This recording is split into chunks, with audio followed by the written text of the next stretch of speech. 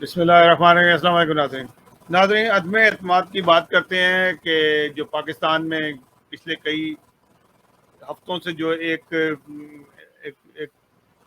فساد کی صورتحال تھی، وہ کسی حد تک ایک سائڈ پہ لگی ہے کہ اپوزیشن نے جو اتحادی تھے حکومت کے، ان کو ایک حد تک توڑ لیا ہے۔ جو سب سے بڑا جو کانٹا پھنسا ہوا تھا وہ ایم کیو ایم کا تھا، اور ایم کیو ایم کی وجہ سے ہی سارا معاملہ ایک سائڈ پہ ہونا تھا۔ 164 کے قریب جو ان سے تھے، انہوں نے اپوزیشن نے اپنے ممبران اکٹھے کر لیے تھے، اور ابھی کچھ دیر پہلے ہی جو ان سے ایم کیو ایم کے ساتھ معاملات طے ہو گئے ہیں، یعنی کہ جو لین دین تھا وہ طے ہو گیا، اور کیا کچھ ایک دوسرے کو دینا ہے وہ طے ہو گیا۔ اور اس طرح سے پہلے 164 تھے ان کے ممبران جو ان سے تھے متحدہ اپوزیشن کے، اب جو ان سے کچھ یہ جو سے بلوچستان کے جو کچھ لوگ شامل ہوئے، اس کے بعد ایم کیو ایم کے جو لوگ شامل ہونے کے بعد 177 جو ممبران کی تعداد ہے وہ ہو گئی ہے۔ اس کا مطلب ہے کہ اب حکومت کا جانا ٹھہر گیا ہے۔ عمران خان صاحب جو ان سے ہیں وہ فرائیڈے کو اب وہ کیا کلا بازی کھاتے ہیں، کیا کچھ کرتے ہیں، لگتا یہ ہے کہ انہوں نے جو ان کے ممبران تھے، جو باغی ممبران تھے پی ٹی آئی کے، اس کے علاوہ ہی انہوں نے اپنے پورے ووٹ کر لیے ہیں۔ اب وہ سپریم کورٹ فیصلہ دے یا کچھ بھی کریں یا ان کو روکے بھی، تو وہ اپنی تعداد انہوں نے پوری کر لی ہے، تو اس لیے عمران خان کا جانا ٹھہر گیا ہے۔ ہم نے اس سے پہلے بھی جو بات کر رہے تھے، عمران خان صاحب نے بہت ساری چیزیں جو اسی سامنے کیا، کبھی وہ لیٹر لے کے آ گئے، جیسے قطری خط تھا، اس طرح سے اب ان کے پاس بھی ایک لیٹر تھا جو انہوں نے دکھایا۔ اس سے پہلے ذوالفقار علی بھٹو کو بھی ایک لیٹر آیا تھا۔ بات یہ ہے کہ سنا تو یہی تھا کہ جب بھی کسی کی موت آتی ہے یا آخری وقت ہوتا ہے تو اس کو فرشتے نظر آنے لگتے ہیں کہ کوئی فرشتہ اس کے ارد گرد گھوم رہا ہے۔ تو ہمارے قرآنوں کو لیٹر آنے شروع ہو جاتے ہیں، اور ان کو ایسی خوابیں آتی ہیں جس کا کوئی سر پیر نہیں ہوتا۔ یہ جو انہوں نے کارڈ کھیلا وہ سیم ذوالفقار علی بھٹو والا کھیلا، وہ بھی ذوالفقار علی بھٹو بھی ایک خط لے کے لہراتے رہے کہ مجھے فلاں جگہ سے خط آیا۔ اس کو چاہیے تو یہی تھا عمران خان صاحب کو کہ اس کو نیشنل جو سیکیورٹی کونسل ہے ہماری، اس میں پیش کرتے، آرمی چیف کو بلاتے یا جو دوسرے لوگ ہیں وہ اس میں ڈسکس کرتے۔ انہوں نے ڈسکس کرنے کے بجائے عوام کے اندر آ گئے اور انہوں نے کہا لو جی مجھے آپ نے بنایا تو یہ دیکھو مجھے خط آ گیا۔ یہ خط اس قسم کے آتے رہتے ہیں۔ ایک دلیری کا ثبوت دیتا تھا جو لوگوں کو، تو یہ 4 سال کہتے رہے گھبرانا نہیں ہے، اور خود گھبرا کے انہوں نے یہ حرکت کی۔ اور افسوس کی بات یہ ہوتی ہے کہ ایک آدمی 25 سال محنت کرتا ہے اور جس کام پہ جاتا ہے، لیکن راستے میں جو ہے جب آپ بھٹک جاتے ہیں اپنے مین مقصد سے، کبھی آپ اسلام کا لبادہ اوڑھتے ہیں، کبھی مذہب کارڈ کھیل رہے ہیں، کبھی کچھ کرتے ہیں آپ نے، حالانکہ وہ بھی دوسرے والے بھی کوئی اتنے دودھ کے دھلے ہوئے نہیں ہیں جو آ رہے ہیں، وہ ایسا کاکٹیل ہے اس میں بہت سارے کڑوے بادام ڈل چکے ہیں۔ جب وہ پئیں گے تو ان کو پتہ لگے گا کہ کتنے کڑوے بادام تھے۔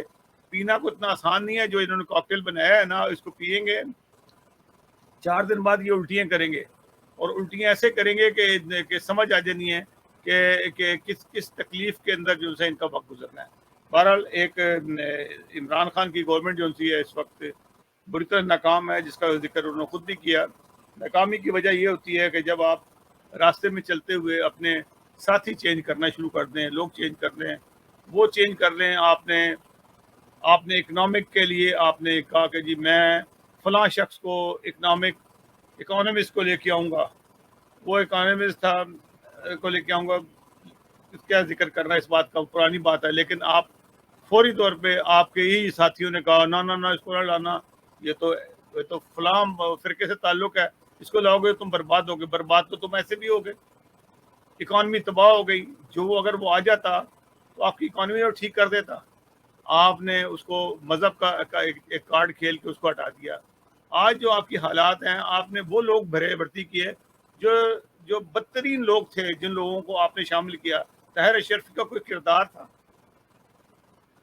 بابر اعوان کا کوئی کردار ہے، راجہ ریاض کا کوئی کردار تھا؟ کتنے لوگوں کے نام لیں جن لوگوں کو آپ نے شامل کیا؟ ان چودھریوں کا کردار ہے۔ اس کے باپ کے اوپر بھی بھینس چوری کا مقدمہ تھا، اس کو آپ نے وزیر اعلیٰ بنا دیا فوری طور پہ۔ اس کی انہوں نے کیا کیا؟ مذہب کارڈ کھیلنے کے علاوہ کیا کیا؟ آپ بھی مذہب کارڈ کھیلتے ہیں، دوسری پارٹی اپوزیشن مذہب کارڈ کھیلتی ہے، اور آپ دونوں کا مفاد ایک ہی ہے۔ مذہب کارڈ وہ بھی وہی اسی پہ کھیلتے ہیں. مذہب کا نہ پتہ ہے آپ کو نہ کچھ ہے. آپ کہتے ہیں یہ کا نعبد و ویا کا نستعین, ہم تیری کی عبادت کرتے ہیں, تجھ سے مدد مانگتے ہیں. آپ تو قبر کو بھی سجدہ کر رہے تھے. آپ نے تو قبر کو بھی سجدہ کیا اپنی بیگم کے کہنے پہ آ کے. آپ کیسے کہہ سکتے ہیں یہ کا نعبد و ویا کا نستعین آپ کا موٹو تھا؟ آپ نے تو قبر کو سجدہ کیا, سب دنیا نے دیکھا. بات یہ ہے آپ جب خدا کو ہی بھول گئے, آپ اتنے کمزور تھے کہ خدا کو چھوڑ کے ایک قبر کو سیدھا کر دی, شاید میں وزیر اعظم قائم رہیں. یہ قائم رہے ہیں. آپ کے ساتھی بھی چھوڑ دیں گے. جو آدمی خدا کو چھوڑتا ہے اس کے ساتھ کوئی بھی نہیں ہوتا. تو یہ آپ کی آج صورتحال ہے, اور اب دیکھتے ہیں کل پرسوں میں کیا ہوتا ہے. بہرحال آپ کا جانا ٹھہر گیا ہے. آپ کوئی ملک میں کو ہو جائے, کوئی کچھ اور ہو جائے, جو آپ کروانا چاہیں ہو جائے, کوئی جھگڑا بن جائے, الیکشن نہ ہو, یہ چیزیں نہ ہو, ایک جھگڑا بنے, تب ہی کوئی ایسا راستہ نکلے گا جس میں شاید آپ کی حکومت جو سی ہے آرام سے چلی ہے. نہیں تو آپ کو ایز اے الیکشن اگر کراتے ہیں وہاں پہ, اس کے اندر تو آپ کی شکست سامنے نظر آ گئی ہے. آپ کے اپنے ساتھیوں نے بھی آپ کو چھوڑ دیا. تو ناظرین یہ بات تھی, اس پہ پھر ڈیٹیل سے گفتگو کریں گے.